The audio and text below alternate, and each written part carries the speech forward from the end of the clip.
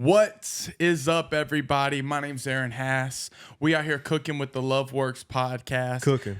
That's right. We got a dope guest on, a fire guest, I'm all right. a fun guest, I be doing stuff. one of my pastor guests. Come on, amen. We just doing the things, man. He's rocking a dope fit, a fit I've seen before. See now, he doubles down on all of his fits. I told you that in confidence. No, He wear the same thing every day type fit. type beat, yeah. Type beat. Yeah, same fit every day type beat. You know, if it works, keep doing it. No, see, here's the thing. Okay.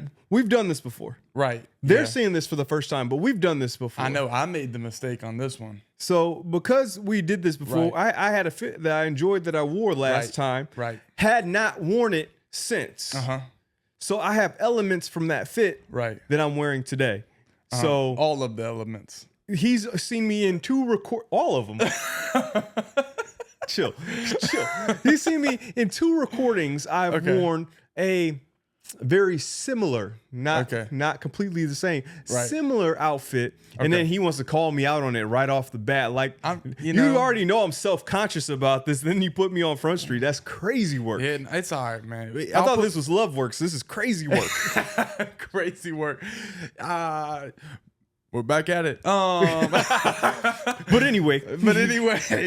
Cut. Nah, man. All right. So, man, awesome communicator, amazing communicator, incredibly engaging. You can just watch his heartbeat towards people, and you can see that it's genuine and real. Appreciate that. This guy's awesome, and he goes by the name Pastor Lewis Boyden. Here we are. The third. Make sure you put the third. The third. Yes. The third. Shout out Number to Pops. Shout out 3, man. Yeah, 3 is a magic number. 3-peat, man. Hey, good Lil Wayne song. Come on. Yeah. Yeah, man. Yeah, so yeah, I mean, if we're just like outing people, like I'll out myself on this. This man right here, this is how much of a legend he is. Oh. We recorded once, amazing episode, great lot time. Of fun. A lot of fun. It was so much fun. So much fun. And then I look up and I lost the whole video. Whole thing. Yeah. And so I was like, that sucks.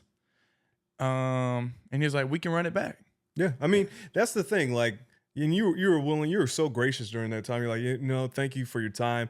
We can just put out the audio episode. I'm like, no, man, your platform is bigger than that. And I want to make sure that I'm honoring it. It's just continuing to grow. And we're on the journey to 1,000 subs. Come on, man. Come on, journey to 1,000 subs. Journey to 1K, baby. So if you have not already, like, subscribe, all that. Make sure you share it with a friend. Come on.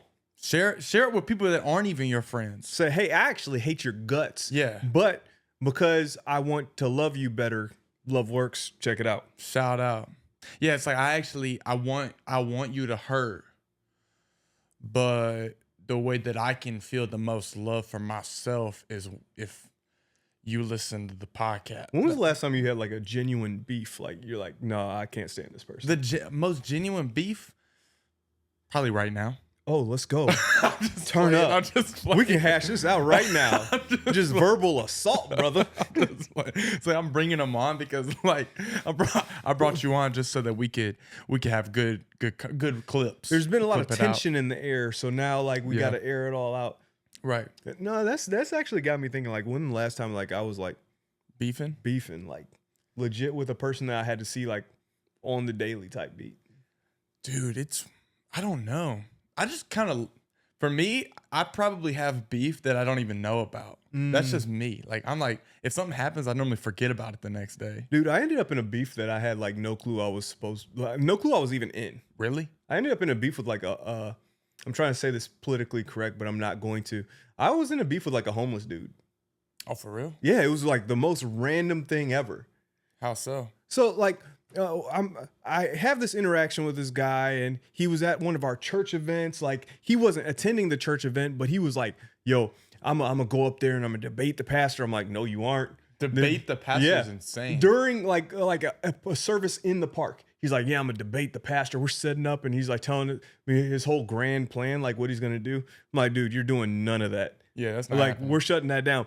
So me and him, like we have some verbal stuff, and one of our safety team members is having some verbal stuff with this guy, and it's like, yo, we're just shutting this down. So we get the authorities involved, like the law involved, just to make sure that this dude's cleared up out the space, right? Right. So I'm at the gym. I'm working out. And I used to work out at this gym downtown that had these big glass windows, and you see people walking by all the time. So I'm doing my workout. Right. I'm not even paying attention. Like, and then all of a sudden, like one of the dudes in the gym taps me on the shoulder. He's like, yo, that guy wants you. I look outside. It's him. It's that homeless dude. And he's looking at me. He's like,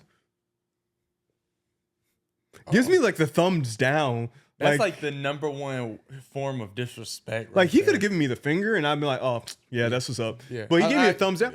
And like now you're working out in the gym. You got all these people because this dude's tapping on the glass, getting some guy's attention. And like everyone's watching me and watching him. And this dude gives me a thumbs down. And like, man, this dude must be like a trash human being. He's just got beef with homeless people, man. Like we got to watch out for this dude. So like now I got a bad rap. I had to leave that gym. Oh, you don't even go to the gym. Actually, I haven't worked out since. No, like it's like that was the last day. That was God telling me like you don't even need to be in the gym like that. You know? This gym was definitely downtown too, wasn't it? Oh, for sure. I knew exactly what gym this is. Yes, That's what's so awesome about this. So I mean, now I had to find a different gym without windows. Because you never know when they'll like pop up again. Yeah. It's like next thing you know, this dude's got a gang of people and they're all just Right. like on a anti-Lewis campaign, you know? Yo, next thing you know, I'm on flyers downtown. Like, have you seen this man? And it's just like a picture of like a thumbs down. Like, Oh, really? yeah, can't run for mayor here anymore. Dude, I'm like always like I just love the homeless community, and so Same. That's the problem. I love them. I'm always around them. Like I'm always hanging. Like Wait, you're gonna have to dive deeper into that. Like, what do you mean? I'm always around them. I'm like hanging out with them, bro. Yeah. I'll go grab food with people all the time. A man of the people. I am. And there was this one time I'm at this Chinese restaurant. I met this man and I was like, I'm gonna talk to this guy. Like I literally went and sat next to him. You could see that he's just there. And I'm like, I don't even care. I'm just gonna go sit with him. I'm sitting with him. We're having a good time. And he's deaf, but he can read lips well. Okay. How do you find out he can read lips well? Because I was having a conversation with him. Oh, Maybe like, he wasn't even deaf. when in the conversation did that like come to light that he's deaf? I think when I realized he mentioned it, like he was started doing the signals. Okay. I was gonna say make sure you don't come across as ableist during this conversation. Right. Yes. Yeah. No, he did he was talking with his hands. I don't know what they call Sign it. language. Sign language. He's throwing up gang signs at me. I didn't know. I thought I was set tripping. You know, he's going. And I was like, I am gonna get canceled. Yes. Journey to 1,000 or jail time. One or the other. Whatever comes first. I like lose all of my subscribers. They shut all of my accounts. Yeah, like down. you're gonna see a YouTube reaction video, and some guy's gonna be on there like. They're gonna be like, same guy that cancels Pastor Lewis, cancels Aaron Hass as well. Yes. Like one homeless guy that's like recording on like a flip phone. Like he's outside the window right now. I was like, what's happening on my window? Yeah. Uh, Yeah, little do you know, that guy's been following me around. Like, what I don't realize is like next time I go to the gym, it's actually gonna be you tapping on the window for me. homeless? Are you? Don't speak that over me. I'm not saying I you're rebuke homeless. that. I'm not saying. No, but he did, and then like he did sign language. He was doing his sign language. I didn't realize he was actually like interested in me. Oh, like whoa. Like, yeah, dude. Like say it. Say the words. Like he was trying to put his lips places they didn't need to be put. Is what I'm Hey. putting on this, and you know. Like so the advances he was making on you, like When I walked away, I was just like, every time I walk away from somebody, I'll give him a high five or whatever. He was like holding on to my finger a little too long. like specifically like your finger? Which finger? That'll tell everything. This one. Pointer? Oh, it's over. I know, man. Like- It was over. No, that's what I'm saying. Like you be thinking about him at night. That's the move. That's how I got him in the club back in the day. dude, Grab your finger. It was. Here, pull my finger. Dude, it was just like super, like, honestly, I wasn't weirded out or anything, but it was just like, I just didn't. Like, I don't know why I told that story. If he's but- doing like giving like hand signals and everything, because you're telling people you're a man of the people, no matter what people, transient, whatever, you know, he's doing these hand signals at you. Like, what hand signals like led you to believe like, oh, this dude's into me? No. He mentioned it, like he was trying to go out to eat with me and stuff like that, and he was like talking about. He was like, "What kind of?" Like, he was like, "What kind of car do you drive or whatever?" Like, "Oh, that'd be really sweet for us to go out and eat together in." And I'm like, it was just you. If you were there, it would have been the same You could have situation. cut the sexual tension with the knife. Yeah. Oh, yeah. It was definitely like I felt it, and I was like, Am I falling in a trance? I was like, this kind of nice. No, I'm sorry. I said, you know, it would be nice for us to ride around in my car getting Chinese food. Let's go. I'm like, yeah, and I guess I'm the one paying all the time. Yeah, I mean, it ain't tricking if you got it. Hey, man, I guess so. Honestly, he was a nice guy. I've seen him a couple of times. I've talked to him. He's chill, but yeah, man. I mean, that get it how you live, man. I mean, if that's what you're into, I mean, who am I to judge? Right. Yeah, I've got my own problems. That's not what I was. What you mean? I mean, I'm talking about your type. Oh, do you have it? What is your type? Man, I don't even know, to be honest. Like, I don't know. I would probably type 1, to be honest. Diabetic? Yeah. That's what I'm talking about, man. Hey, she don't need no sugar because she got me. I'm her sugar. Exactly. That's what I'm talking about. Exactly. Dude, within the first 10 minutes of this, You're getting canceled for sure. yeah, man. And this is not good for my brand, but it's all right. Oh, dang. See, I told you I didn't do nothing but come here to lie. I came here to get some lies off. So we're already cooking. Yeah, man. It's good. It's good. I don't know, dude. I don't really date. Like, people expect me to, but it's just not in my playing cards. I don't enjoy it as much as some people. So I don't particularly have a type. If you had to like future wife, you're meeting her at some random place, what place would it be like cool? Like, yeah, that's a cool dope place to meet someone. Yeah. Somewhere probably like artistic and cool. Yeah. Like, I'm not one. People are like, yeah, I met my wife at the worship conference. No thanks. Oh, I met mine at church. So it was like, that's kind of like, oh, everyone's like, oh, that's so sweet. I'm like, I mean, that's not fun. It's not, dude. It's like, I want a cool story. Yeah. So like somewhere artistic and fun. You know, like they got like those coloring sheets over at like Texas Roadhouse and everything on the kids menu. You get 4 colors, dog. Dude, yes. Oh, yes, man. I wouldn't be opposed. The problem is, you expect me to be at Texas Roadhouse. I mean, are you allergic to like the peanuts on the ground or something? Nah, dude. I'm just saying, like, you might have Texas Roadhouse money. I got Tasty Chin's money. Tasty Chin money is nuts. I mean, who am I kidding? I don't got Texas Roadhouse money. Yeah, balling on a budget, you know. Dude, I started buying my groceries at Dollar Tree. Oh yeah, dude. I've been seeing like some interesting YouTube videos of like these people who like work out and everything. Like, hey, can I get my gains still while eating completely at Dollar Tree? And like, they've been pretty interesting videos, man. You should check them out if that's your maybe your so. steez. My problem is like, because I'm allergic to so many things. It's like, you got allergies? Yeah, bro. What kind of allergies you got? I'm allergic to gluten and dairy. Oh, that's boring. I know. It's like, do you be eating ice cream? Mm-mm. So you're not one of those like who be cheating on your like your dairy diet? My throat will swell up. Oh, yo, so like you're like anaphylactic. Like, yeah, I mean, I won't die, but like, it'll not feel good. You'll be close. Yeah, think about it. Gluten and dairy. Yeah, I was waiting for like something off the wall. Nah, man. Some people are like, yeah, I'm allergic to like frog doo doo. I'm like, I ain't never met that kind of person. Like, yeah, it just somehow ended up in my spaghetti one time, and then I ended up going into anaphylactic shock. If you ever had a frog feces allergy, throw it in the chats. We want to meet you. You're next on the pod. Yeah, we're gonna pray for you, and then also let us know the restaurant that you got that at, so we know never go there. Never go there. Yeah. That I went to one place. I went to, what was it called? It was called Juicy Buffet. Yeah.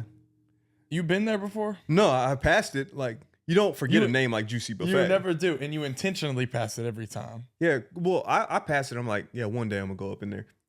You ain't because it just, that's a terrible name for a restaurant. I don't know, man. Juicy Buffet. Like, I like my food juicy.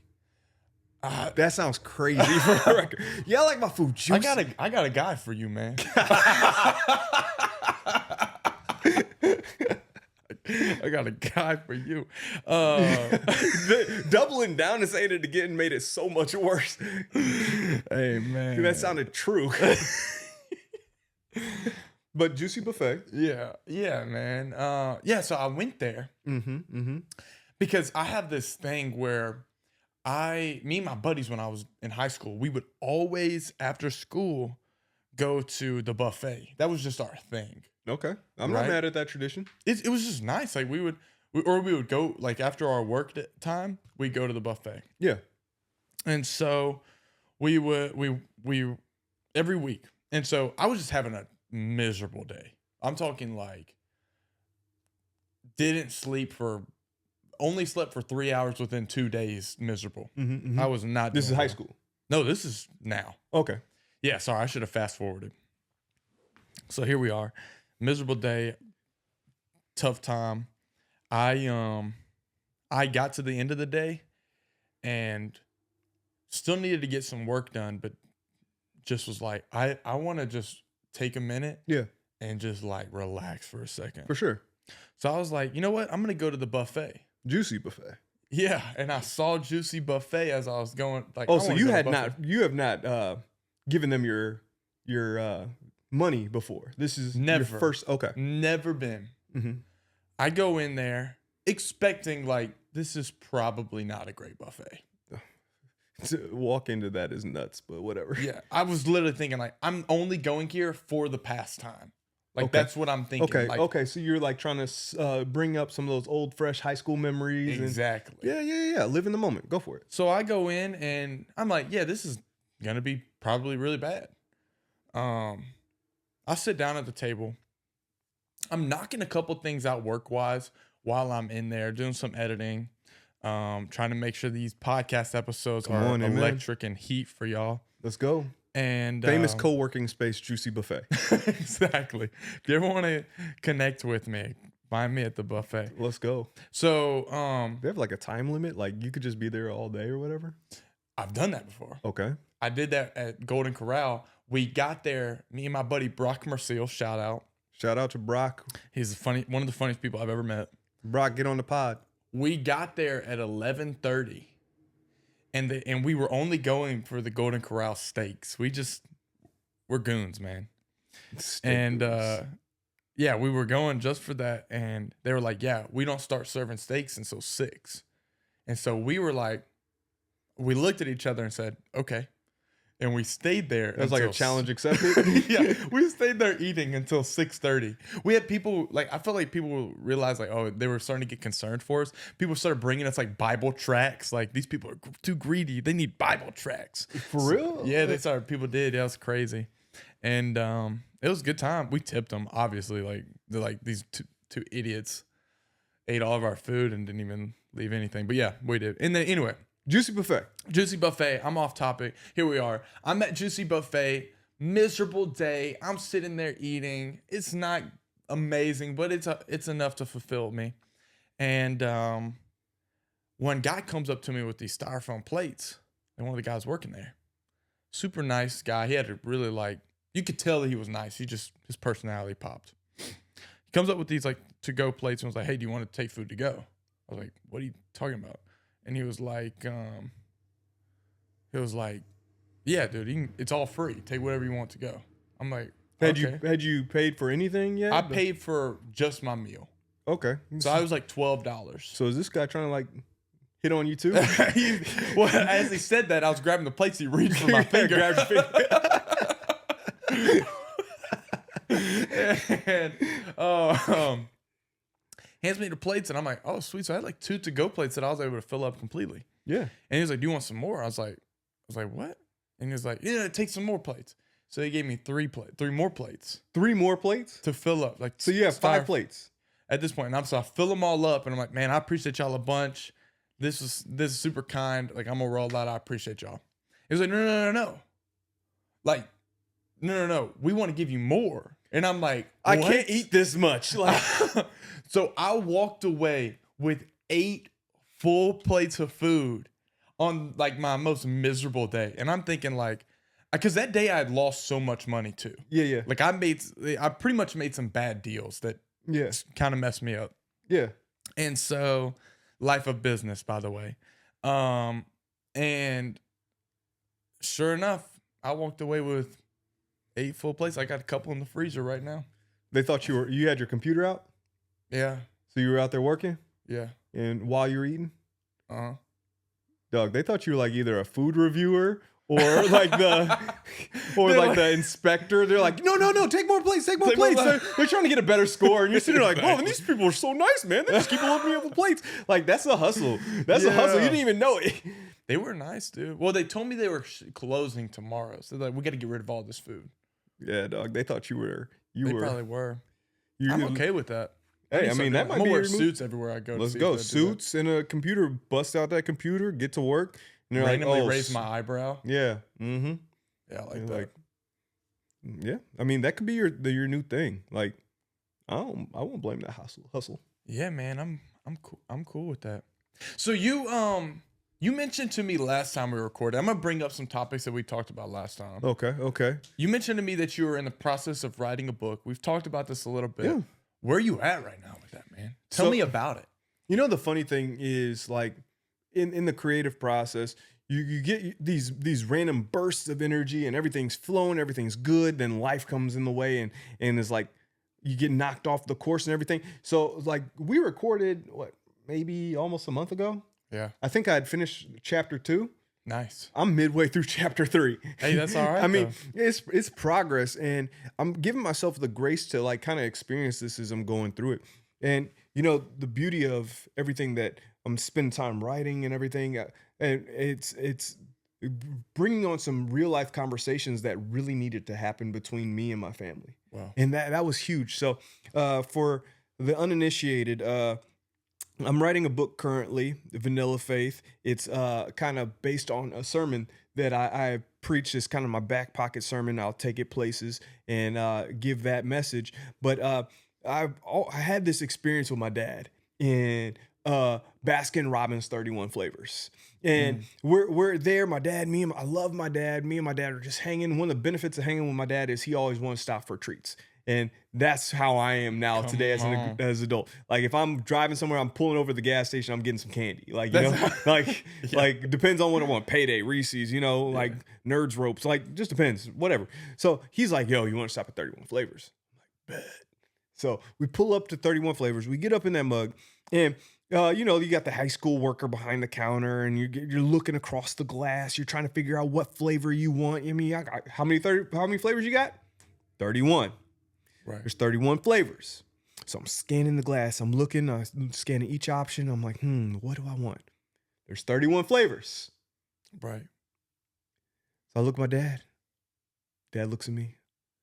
Made my choice. I choose vanilla. My dad went off on me in that 31 flavors. Like I'm sitting here like I felt this small. He's like, boy, if I knew you wanted vanilla, I would have gone to Martin's and we would have picked up a tub of vanilla for the same price and the whole family could have had ice cream. And so he's like going off on me and this worker's looking at me like, yeah, that's a stupid choice. I'm like, girl, you're supposed to bail me out. Like, what's good? Like, and she's like, nah, you're stupid. Like, it's like I broke some code or some rule, some unwritten ice cream constitutional like bylaw. You don't get vanilla in 31 flavors, you know? Yeah. So my dad's like, no, you got to pick something else. I'm like, all right, I'm going to take sherbet. I hate sherbet. Oh, man. I'm like, I'm going to get sherbet. Sherbet's miserable. No, I don't even know why I picked it. I think I was just like in such a rush, such a like let me just pick the first thing I see. Sherbet. So I'm like, I'm gonna take sherbet. He's like, okay, that's better. And she starts getting the cup out. I said, no, I want that on a cone.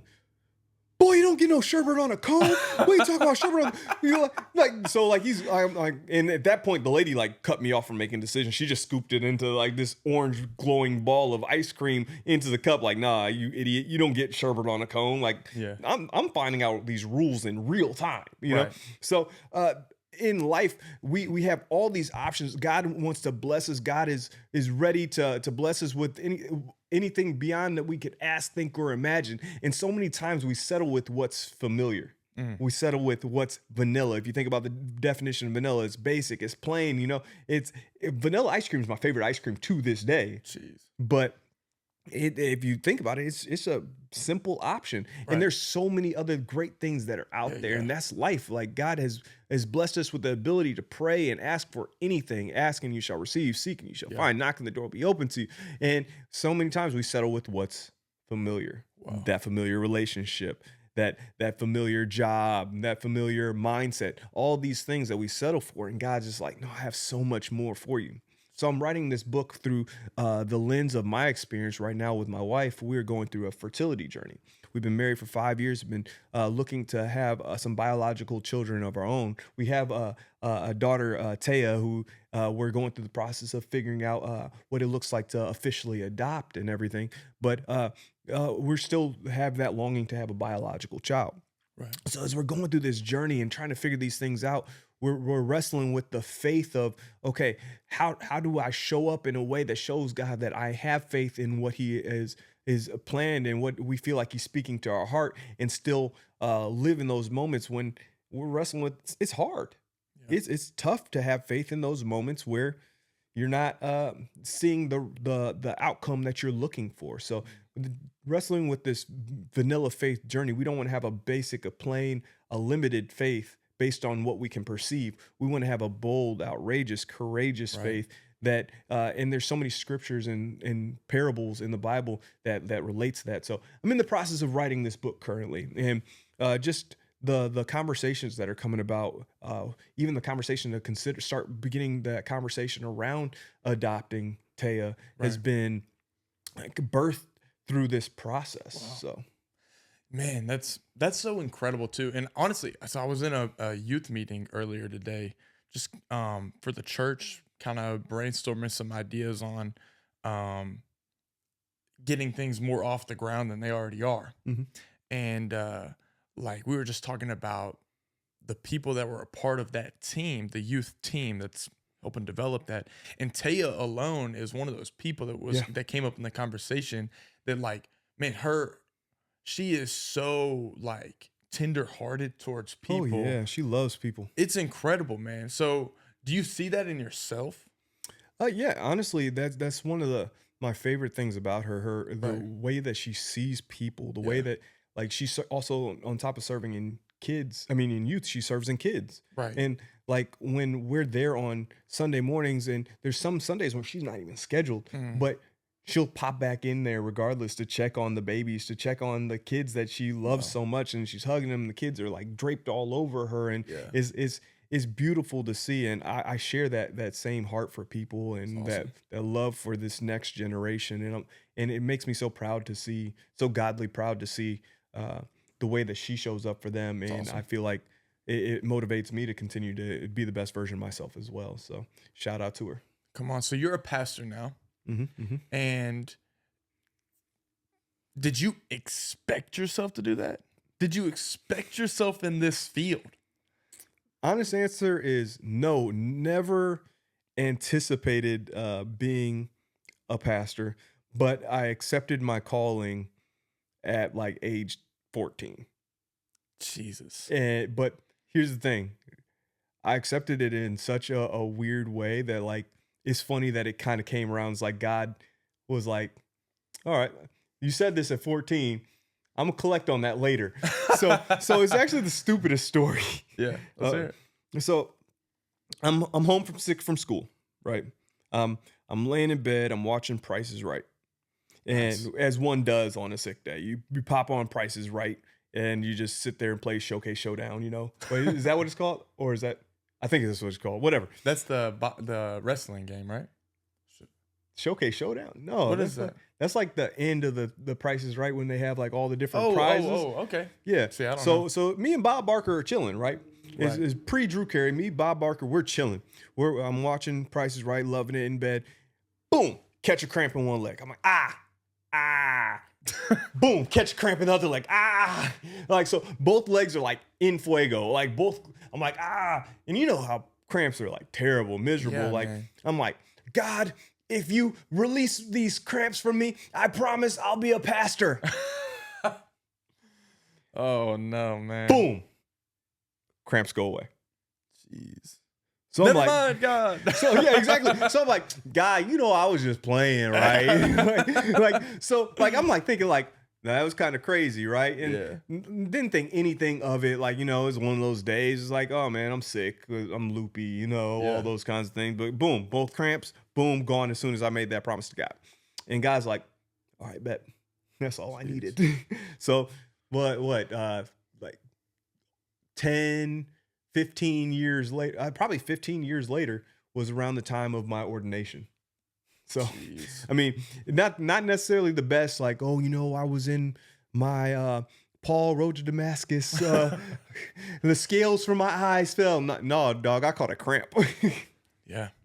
So you ended up going to college, right? Yeah. Not for pastoral ministry, but relevant leadership college. Yes. Okay. Yes. So you were in relevant leadership college. Is that the college degree that you received? No, so I do have a degree from Relevant Leadership College, but I also had a degree. I went to school from 09 to 13 at the University of Southern Indiana. Shout out to the Screagles. Yes, Screaming Eagles. Nice. So I went there and got my degree in advertising. So you went and got your degree in advertising. You played baseball in college. Sir. Yep.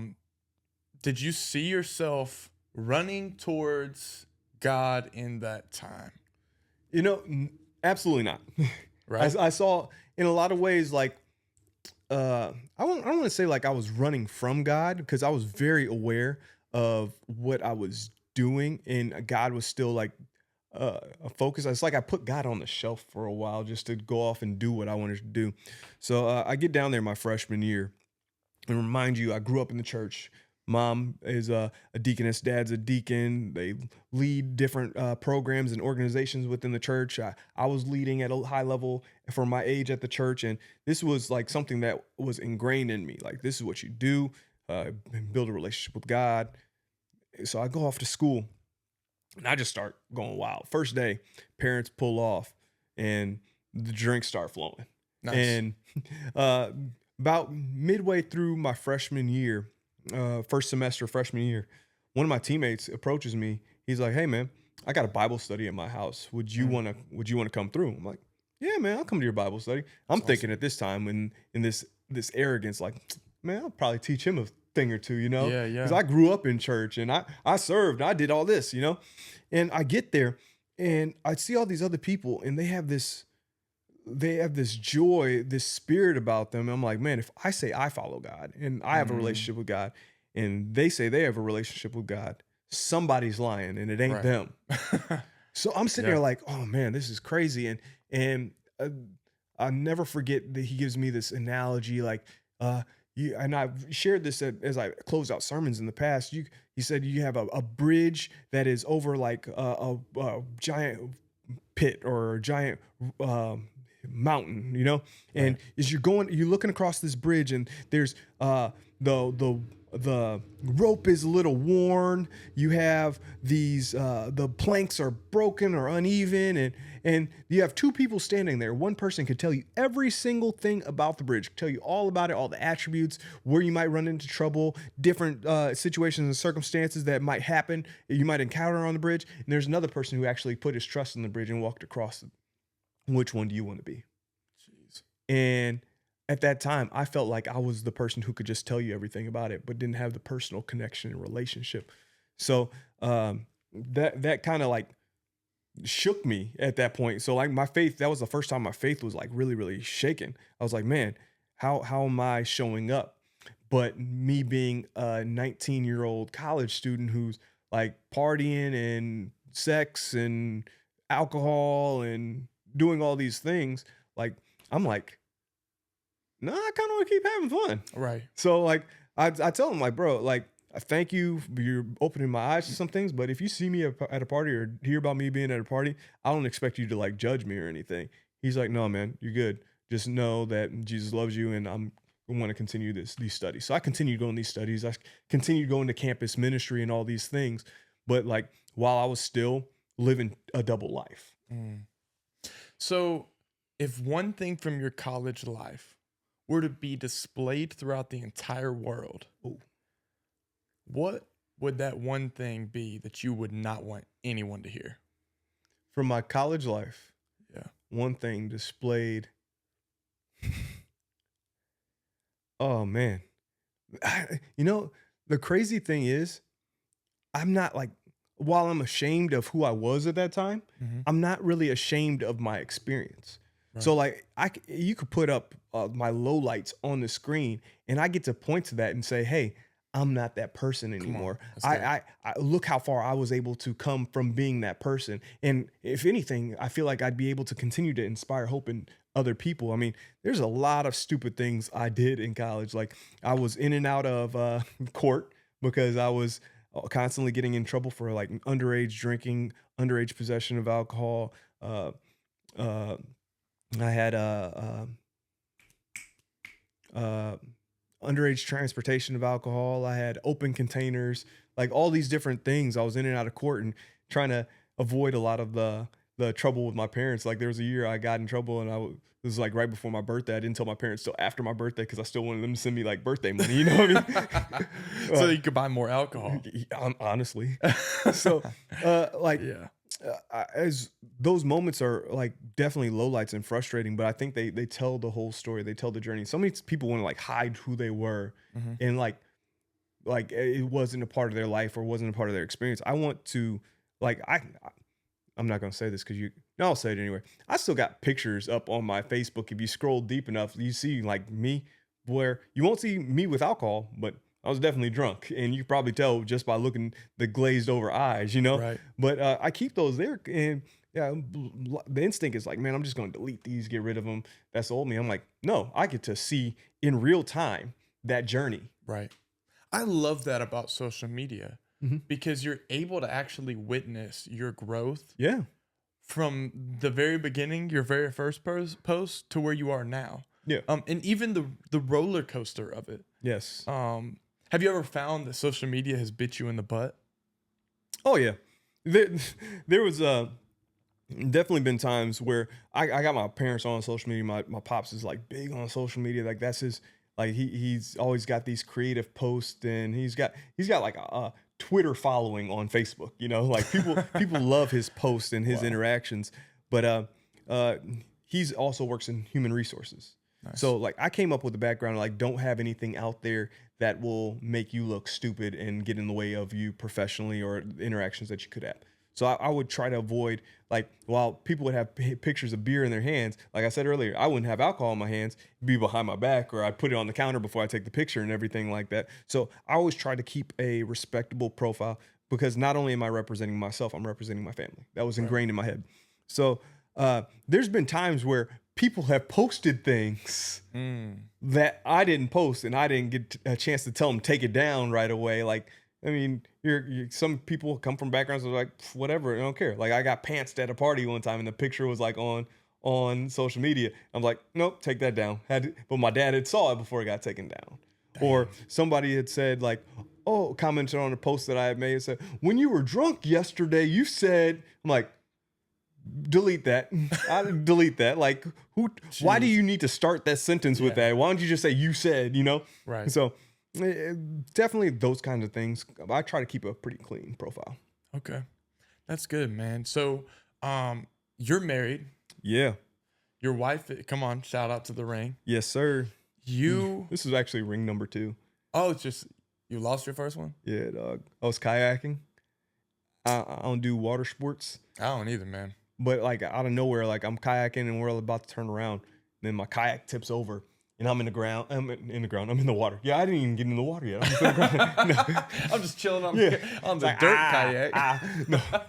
No, I flick over in the water, and I'm like trying to surface, even though I'm wearing a life jacket. I'm going to naturally surface, but I'm like doing all this, and I guess during that process, I lost my ring. Jeez, So this is number 2. Okay. Do you like this one more or Same exact the ring. same exact ring? Yeah. Oh man, you could have just said you never lost it. I mean, authenticity, I guess. I mean, that is true. That is true.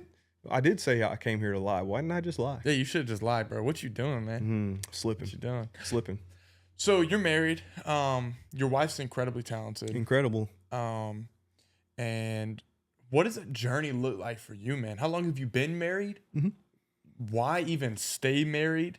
What has been that life? So we'll be married for 5 years in June. June 20th, 2020 is when we got married. Had 2 weddings, actually. A COVID wedding with just intimate, small family, and then a big gathering in 2021. But marriage is dope, man. Honestly, like, a lot of the reason why I would go out and I would party and I'd do all these things is I was trying to find women. And now I've trapped the woman that has to be with me forever and ever, and I never have to leave the house because I have her. No, I love being married, honestly.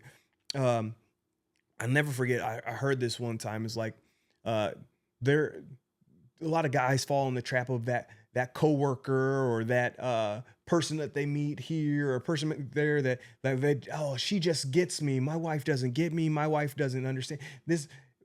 Your wife is the person who said, I know your flaws, I know your shortcomings, and I still choose to be with you every single way through it. Like, and that's the beauty of it. Like, I don't have to search for anything because my wife, like, she chooses to accept me, flaws and all. And I just love her so much. So, I mean, I couldn't imagine doing life without her. So I'm super thankful. So, my advice to the guys, if they're like feeling like they're going through a rough patch or feeling like they have a coworker or that person in the gym or that person wherever that notices them and they feel seen and feel that person only knows that portion of you. Yeah. That person doesn't know what it's like to live with you. That person doesn't know like what it's going through trauma with you. That person doesn't know what it's like going through hard times. That person only experiences you in one single light. And being married is getting the whole gamut, seeing the whole picture. Yeah. So going into marriage, was there ever anything that you hid? Before you were like, man, I'm not going to tell her this until we're married. So I've actually got a little bit of a, that's challenging. I'm thinking because for the most part, I feel like, and I say for the most part, and I feel like that immediately disqualifies the statement. But I feel like we were pretty open early on. I'm trying to think things that I might have hid. Off the top of my head, and I feel bad because this feels like a cop-out answer, and it's not like not juicy or anything like that. But maybe you have her on, and then she could say what I hid. I've been hiding all kinds of stuff. Yeah, like I still haven't told him anything. Well, maybe she has answers for things that I hid, and she found out later. Like, oh my gosh. Oh man, I can't think of anything off the top of the head. But if it comes to me, like a random point on the podcast, I'll just shout it out. Stop! I have webbed toes. Like, oh man. So all right, so you didn't hide anything. Why? I'm not saying I didn't hide anything. It's saying nothing really comes to mind. Right now on the spot, and I don't. Dang, I came here to lie. Why don't I just lie? What I feel like most people going into relationships in general, even like dating or in marriage or any form of friendship, like the natural response is, I can't let this person know everything about me. How did you even get to the point before marriage to say, you know what? I'm gonna lay all my cards out on the table, and if she doesn't want that, I'm okay with it. I think both of us having that foundation in Christ and wanting to grow together, we both had models of great marriages in our parents. Like her parents, I love them so much. They have a great marriage. They're very open in their communication. They're great in communicating with each of their kids and their great grandparents. They're just awesome. And then my parents, I think between the two sets of parents, we're nearing 70 years of marriage. So I mean, we both had those excellent role models, and then we also had great mentors going into this. So meeting with Pastor Muta and Pastor Christine, we had rest in peace Rod Lawrence. He did our pre-engagement counseling. Wow. That was a big thing as well. Like a lot of people want to do premarital counseling, and it's like once you already put the ring on the finger and announce to everybody that this is the person that you want to do the rest of your life with, it's a little late to be doing some counseling. Right. So the pre-engagement counseling was also super beneficial because it allowed us to answer a lot of those questions, wrestle with a lot of those tensions. And now the beautiful thing is I'm actually doing a wedding in October, and I get the opportunity to walk through the similar teachings and similar counseling with one of my good friends and his bride to be. So wow. I mean, it's funny how God uses each and every one of these moments to allow us the space to lead and teach other people. That's awesome, man. So you're a believer in Jesus. Yes. And with all of your life, you grew up with a family that was in relationship with Jesus as well. Yeah. Why and how did you come to that conclusion that God was for you? Just seeing the way that God continued to work in my family's life. I mean, right. Once you have those things modeled, it's great. But to be honest, when you get older and you get to actually start experiencing Jesus for yourself and what the relationship is outside of what your parents' relationship with Jesus is, outside of your parents' expectations, when you actually start authentically having that relationship for yourself, that's when it really sinks in. So like, I would even venture to say, probably the time I truly felt my heart of stone like melting was when I was probably 24, 25. We just had a night out at the bar. So me and my friends, we had a night at the bar. It's a great time. And I'm like, hey, everybody, after party at my house. So everybody comes through. We got drinks flowing. We got music playing. Still, it's 3, 4 in the morning. Anything that you could think of is there at this party, right? Right. And I'm just sitting on the couch, bro, and I'm like, I just can't keep living like this. Yeah. Dude, I just started breaking down, crying. Like, talk about like a buzzkill. I just started breaking down, crying at this party. I'm like, dude, I just can't do this anymore. Like, right. I know what how I'm grieving the Holy Spirit right now. And it was just like, that was like when I was finally like, I got to start doing things different. I got to make a change. Like, did the partying stop immediately? Heck no. Like, right. I mean, you still go back to your vomit sometimes. And right. like scripture talks about. So like, I would still do that. And then, but I wouldn't feel the satisfaction in it. Like, I didn't feel like the dopamine, it's like, and God had a way of just continuing to order my steps. I mean, I had a great mentor in Pastor Muta, like I talked about. Around that time, we were probably a year and a half into planting the church, and I was meeting with him, and he was mentoring me, and he was checking in on me. I'll never forget, there was a time we were sitting down, we're enjoying a meal, and just me and him chatting. He's like, so I got a question for you. I said, you're a handsome guy. You got a good job, got things going on for you. How are you keeping it in your pants? Jeez. And I was like, I mean, honestly, I knew this day was gonna come. I'm not. Like, I had to be like honest. I've had enough people grab my finger too long. Yeah, like I'm just out there like giving girls my index finger. They're grabbing it, and I'm like, it's over, If somebody like pops in like mid podcast, like fast forward, and they get that, they're gonna be like, what the heck? The index. What is happening? Man? Yeah, they're doing it different nowadays. No, but like I'm like, honestly, I'm not. And like thinking of like hiding things, like. It would have been real easy to like act like everything. Oh man, just my relationship with God. Like I know that's, and like just lie through my teeth and just continue doing what I was doing. It'd be one thing, but like I believe in being honest and authentic. So I shared, and like I'm not, and it's a struggle for me. Yeah. And like he's like, thanks for being honest, and like let's continue to work through that. And like I was just continuing to do my thing until like I finally got to the point where like.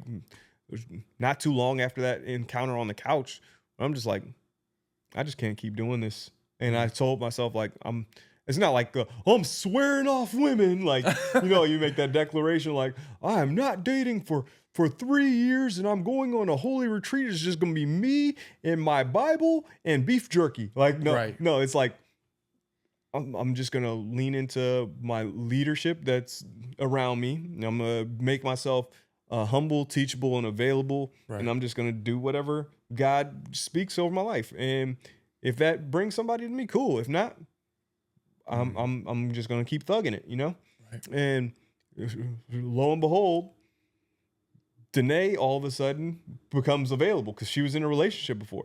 I wasn't looking for her. She wasn't looking for me. Right.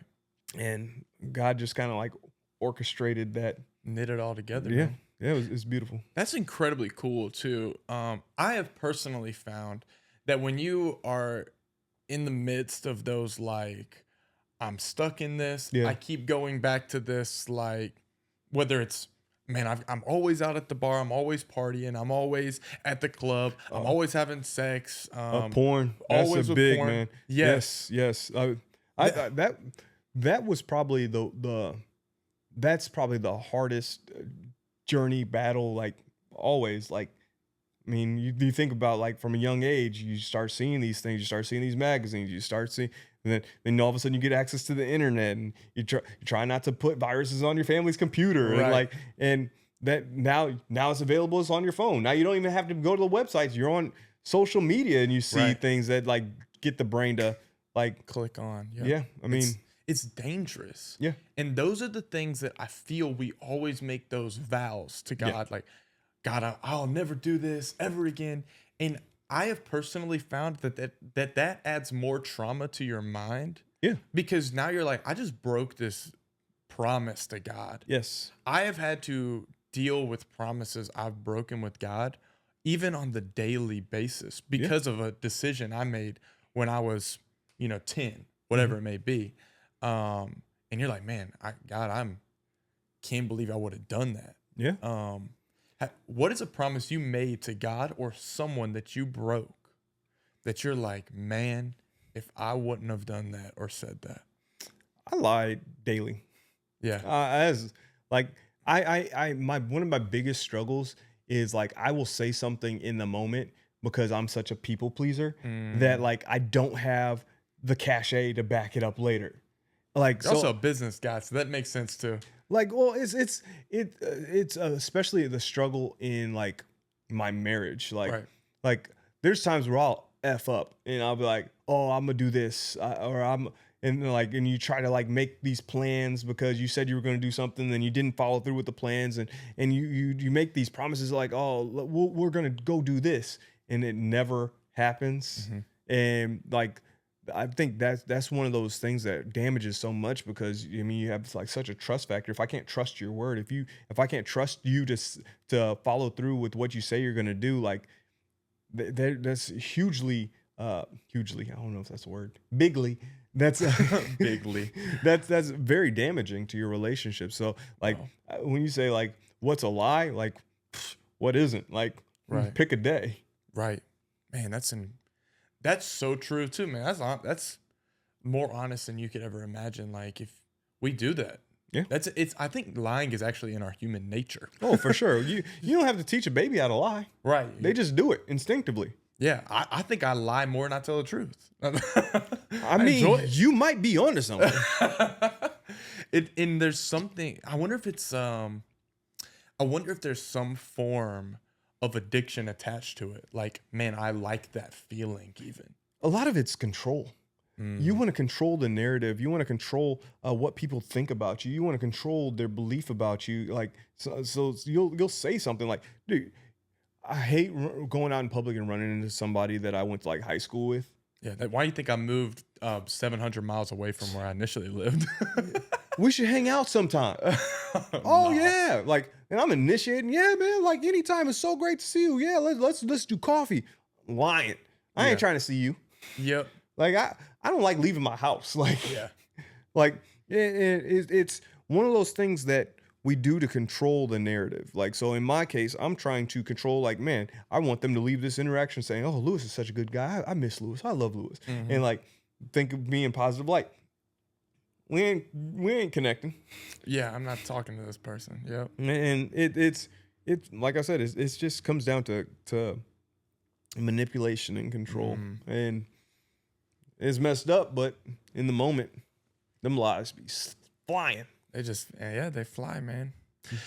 So I have a tradition on this podcast Okay. that I open up the floor to my guest to ask me any question, uncut, unfiltered. What's your question for me? Okay. Uncut, unfiltered. Yeah. See, here's the thing. I'm gonna ask you like some of the questions I ask in interviews. So like this how I flip the table on my interviews. Like I'm talking job interviews. I flip the table on them. Like when you're in an interview for a job, or when I'm in an interview for a job, I flip the table on them because I got to establish dominance. You know. So you're never getting any jobs. No, dog. I'm actually homeless. Yeah. Wait a minute. You look familiar. I saw you at Tasty Chin's the other day. Yeah, dog. That's good. Yeah. So I always ask like, here's one of them. Like, you're on a road trip, you have $20, you're at the gas station. Outside of gas, what are you buying for the road trip? Gummies, energy. What kind of gummies? Like CBD? No. You be high driving? That's crazy. Little bit. No. I'm buying probably Albanese gummies, whether they're the peach rings. Oh yeah. Sometimes the Lifesaver ones. I like those Lifesaver gummies. Wait, hold on. The Albanese. Have you ever seen like the review for like the sugar-free ones? Yeah, they all like, everybody's like, man, I just pooped my pants. It's like my poop was like orange. Yeah, like they're like, yo, and they're so descriptive in like the explosive diarrhea that they had. Like, should like so buy good. Some and like put them in a candy dish like in the middle of the table and just see what happens. Yeah, man. Take the whole bag. Like a guess. Yeah. So you have your gummies. So like whether that's peach rings or Albanese or Lifesavers, you like those as well. Yeah. I'm probably gonna grab some caffeinated beverage. I'm having this dilemma though. This is my dilemma right now. I drink caffeine because I'm addicted to it. Okay. I don't like these drinks. Oh. Like, I like the feeling of it going down into my body and the caffeine rushing through my veins. But there's not an energy drink that I've actually put my lips on that I've fallen in love with. I don't enjoy Bangs. I don't enjoy... Bangs are kind of trash. They are, man. They taste like Diet Pop, and I hate Diet Pop. They taste like essence of whatever flavor they're trying to... Like a divorced man. You know? That's what it tastes like. I don't know what divorced men taste like, so I'm gonna sit this one out. Yeah, man. I'll be like, are you divorced? Yeah. Yeah. You be licking people? If they're divorced. Oh, that's what's up. They probably need that. Yeah, little. Divorced people need love too. Yeah, they do, man. I mean, I prefer not to lick people, but I do too. So like, but yeah, I'm not a fan of Bangs. G Fuel is okay, but I just don't feel good. Like you're skipping over. Like, first off, Bang was made for working out, I believe, because like it has creatine in it, so like it's specifically used for like as like a pre-workout more than a like everyday consumed beverage, because the creatine, like there's supposed to be like a follow-up after you have that in your body. You're supposed to drink a certain amount of water just so like the creatine actually does what it's designed to do. So it's like you just went to like 2 pre-workouts that are not like energy drinks, G Fuel and Bang. Yeah, I mean, yeah, but that's just kind of the nature of a lot of these energy drinks. C4 is the same way. People drink those regularly. True. I don't like those. It tastes like you're drinking battery acid. It does. And the powder's not much better. No, none of it's good. What about like so there are no Monsters that you like? Absolutely. Dude, the crash you get from Monsters makes you just want to like shrivel up in the fetal position. What about Full Throttle? That was like my first energy drink. Oh my gosh, those things are like drinking maple syrup. When I had my first Full Throttle, I was like through the roof. Really? Yes. You enjoyed it? Did you enjoy it? Oh, I loved it because I loved the feeling it gave me. Like I was like on 20. Like I felt like I could. That crash though. Oh yeah, but like when I'm in the moment, like I'm like, yo, me and Mike Tyson, like I'd fight him, but like I wouldn't actually fight him. I'd just run around the ring really fast because he wouldn't be able to keep up with me at that point. Like he wouldn't get a glove on me. Hopefully, he's not getting, because otherwise he'd like put a hole in my chest. He's gonna. I mean, yeah, he'll destroy you. Yeah. Oh, no doubt. No doubt. In no way am I challenging Mike Tyson to a fight. I'm not either, bro. Yeah. So like, if Mike Tyson, if you see this, shout out to Mike Tyson. He's a faithful watcher of Love Works podcast. He is, man. Yeah. Yeah. Me and him are buddies. Like, I've actually been on the phone with him before. Yeah. No doubt. No doubt. On the real talk, I really was. Yeah. I was on a Zoom call and he was on the Zoom call with me. Yeah. What were you guys talking about? It was like a betting thing for boxing. Oh yeah. Yeah. You make any money in these bets? I'm also lying still. Yeah, I know. Like I was going with your lie. Dude, I was like, man, I literally lie sometimes until I can catch the bait of that person, and then I tell them it's not a lie, and for some reason that gives me so much joy. Well, I mean, you're not gonna get one over on me. We'll see, man. Yeah, but okay. So your gummies. Yeah. Oh yeah. Energy drink. Gummies, energy drink. I might get 20. That's probably about $20 right there. I mean, beef jerky. You get beef jerky. You owe money. Exactly. And then maybe some kind of protein bar, something that's gonna give me a little bit of protein. Yeah. Maybe chips. I'm probably loading up on chips. Probably if I can get a. You know what? Okay. Okay. Hold on. I'm about to like just air some grievances. Yeah, let's hear because I feel like gas stations. I'm passionate about gas stations. Me too, man. I am. Like this is like I would go to a specific gas station because I know their snack selection is better than others. There should be a uniformity in gas stations for their snack selection. Like I hate going to one and not being able to find things that I can find at other gas stations because now you're taking a gamble. I'm gambling with my happiness every time I go to a gas station to get snacks that I'm unfamiliar with. So I'll go to, there's actually a really, really dope gas station in DeWitt. It's like my top 3 gas stations. Like I rank gas stations. I mean, maybe I should like, I'll rank them too. Make like a Yelp review system for gas station snacks. So you that a Buc-ee's people know. fan? I've not been. Bro, we gotta take a trip, man. I know, like we should do a podcast live from Buc-ee's. I would as do I it. try different snacks. Dude, their beef jerky is amazing. They got brisket there. Yeah, and do their bathrooms, bro, immaculate. I would literally poop on the floor at their. I would sit on the floor and just poop. Here's the thing. That's how clean they are. I did look into at one point. Like I was like, yo, you know, it'd be a great idea because I hate going to the bathroom in public. Hate it. Like hate public restrooms. They're gross. They're ugh. And it just like I will hold it until I get home. Even at work, a lot of times I'm just like, nope. So Really? You're a productive person. No. Oh, I'm just like holding on to it. Like I'm more focused on not pooping my britches than getting work done. Hey man, I was about to say some people you never know. They might be in the bathroom every 30 minutes. Just letting it fly. Yeah. Letting it fly. What you mean, bro? What you mean letting it fly? Like, hey, sometimes you just like poop got to go somewhere. Yeah. I don't know where I was going with that. But, all right. So back on top, I was like, yo, wouldn't it be dope if there was like an app that is like you go on this app and you get reviews for public restrooms, so you know like where to like stop. And I'm like, yeah, I could call it sit or squat. And it'd just be like this really dope app that like people give user reviews of bathrooms and their cleanliness. So, you know, like I ain't going in there on a Tuesday at 7:30 p.m. because, you know, Big Bertha just got off her driving shift on the truck and just let it fly. So, but like I looked into this and I was like, yo, this is a great idea, you know, find a problem and create a solution. And when I get on this, I look online to see if there are any apps like that. Charmin actually has an app. Charmin, the toilet paper. I'm like, that is a great idea. Is the app called Charmin? I don't remember. I just saw that and I got so discouraged.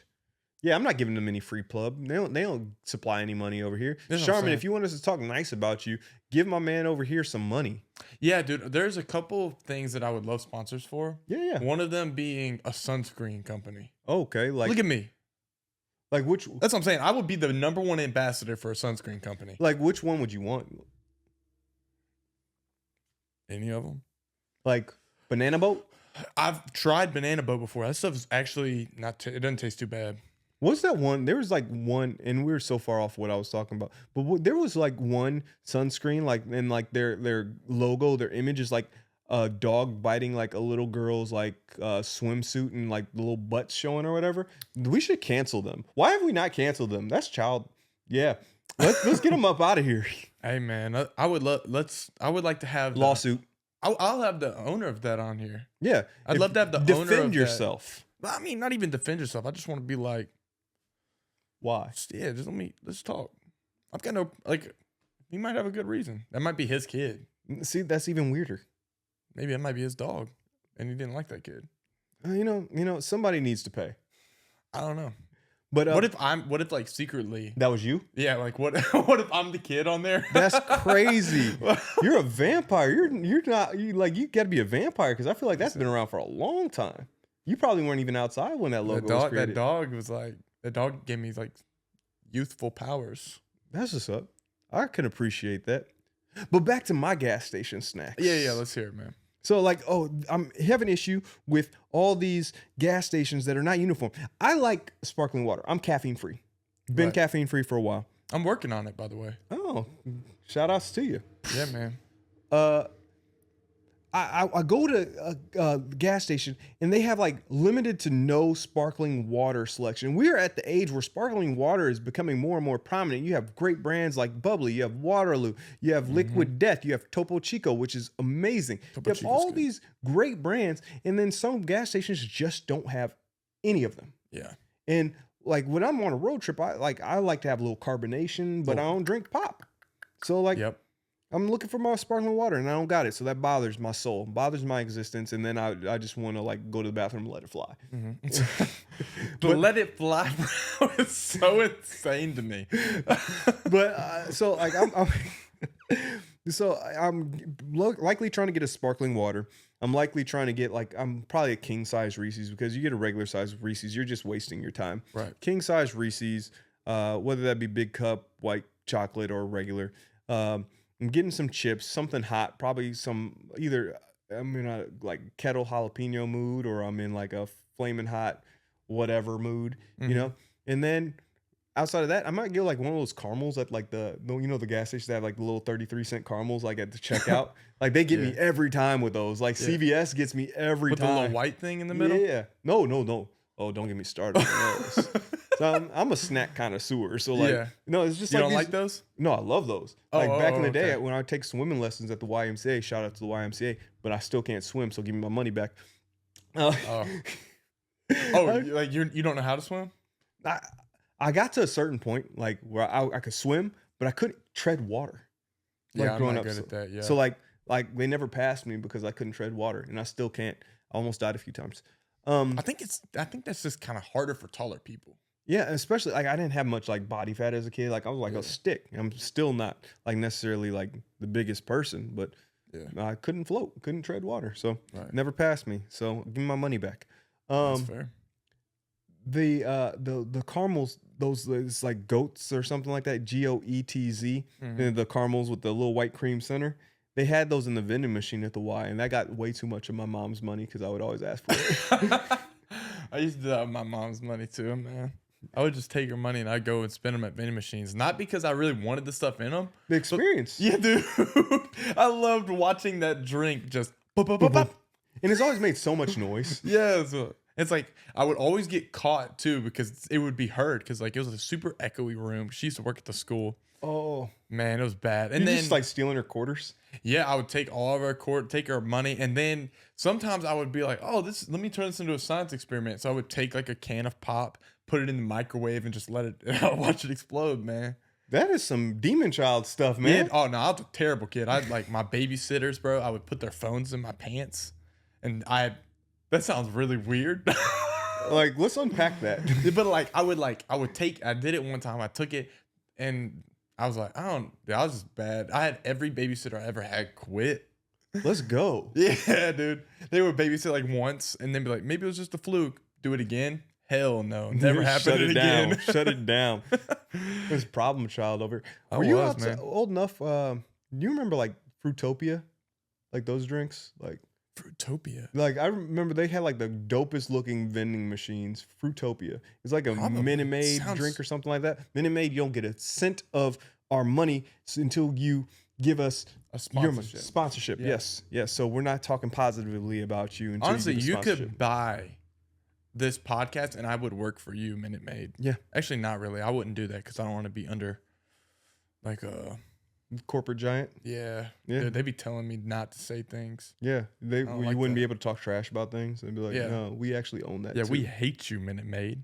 No, we don't hate you. We just give us a sponsorship. I do like some of your drinks. Some of them a little bit too sweet. Yeah, And we could yeah. work on that if we partnered. But Shout out to you for continuing to put drinks out in cartons. Like, respect. Yeah, shout out. Yeah. And also, like, it's kind of impressive that you're still in a lot of restaurants. Oh, yeah, yeah. Like, Minute Maid's kind of like, you would think that'd be the drink that people forget about. No, no. But it's like, Minute Maid's nice to just like go,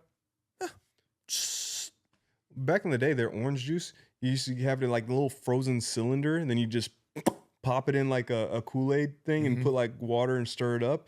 We'd buy that in the summer, and that'd be like a thing. I don't know why we got it, because you could get a perfectly good carton of orange juice like in the back, but that's what my mom would do sometimes. it's just nice, man. Sometimes it's a so- nice experience. Shout out to Minute Maid, but not until you sponsor Loveworks. Give us a little bit of Monies. money. So, as we wrap this thing out, Yeah. close this thing out, what are some closing thoughts that you could leave with the people right now?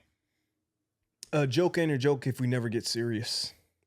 You notice during this podcast, we talked about a lot of things, some serious topics. We talked about some joking topics, but if you don't take the time to actually like get real, get serious, It's good. you'll never experience the fullness of life. I went through so much of life, trying not to get too high, too low, and just trying to kind of stay in that middle portion. But experiencing life's highs and lows, and taking time to get deep, taking time to reflect, taking time to share with friends and everything. That's so important. So don't just sign up for the laughs, because the laughs, I mean, at a certain point they fade.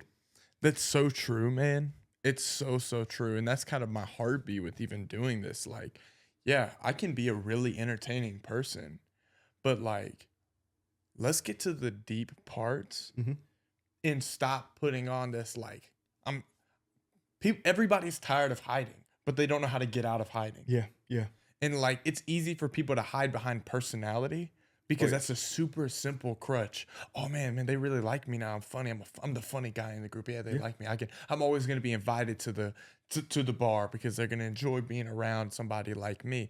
But like, if that's all that you are looking for and grasping and even like digging into, bro, you're within a year or two of you just doing that, you're going to be in the most depressed state possible. Oh, and on top of that, like we get so especially in leadership, both of us are in leadership roles.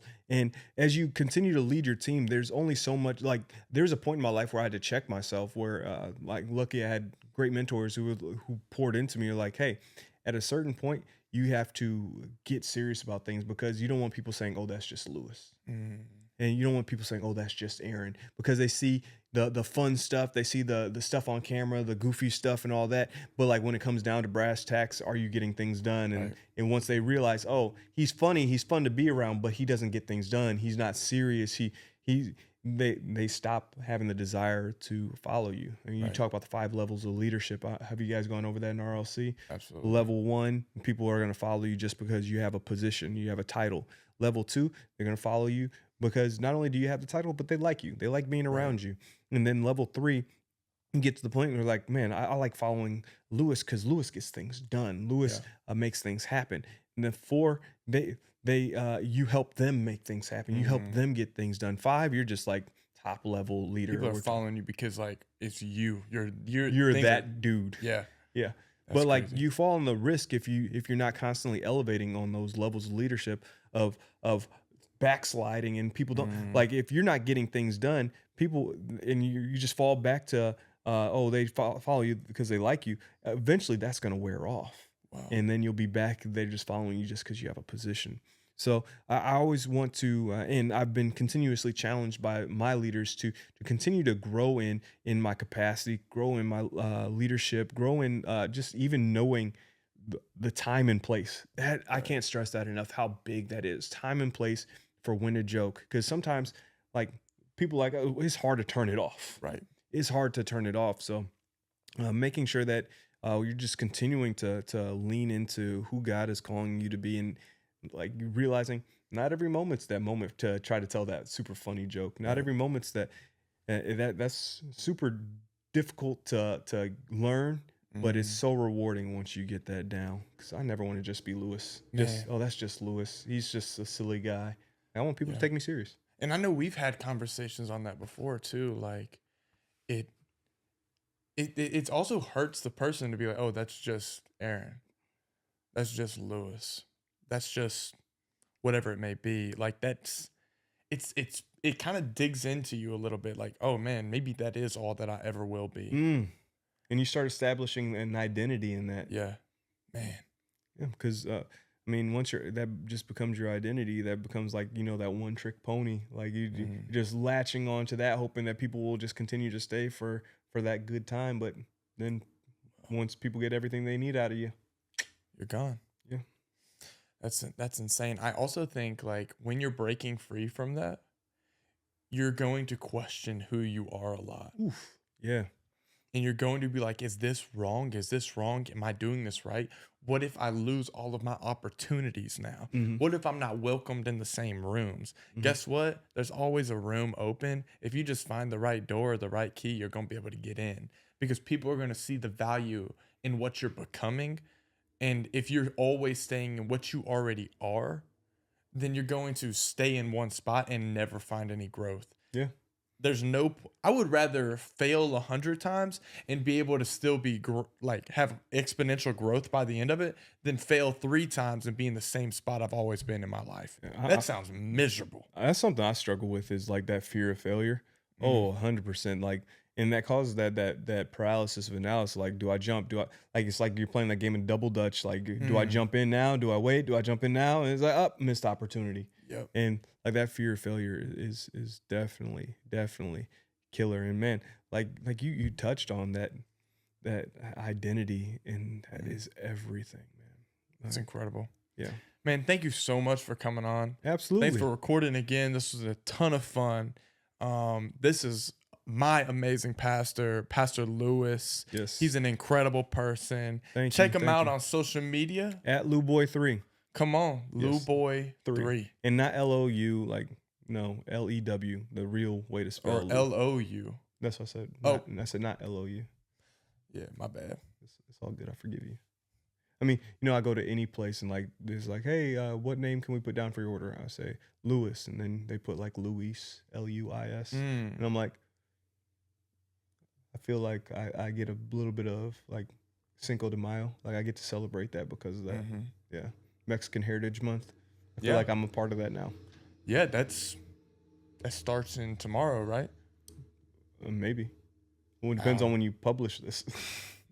Nah, I mean, yeah, you're right. I'm just kidding. Also, I don't know when it starts. I'm lying. I have no idea. I think it might be actually March. July 4th?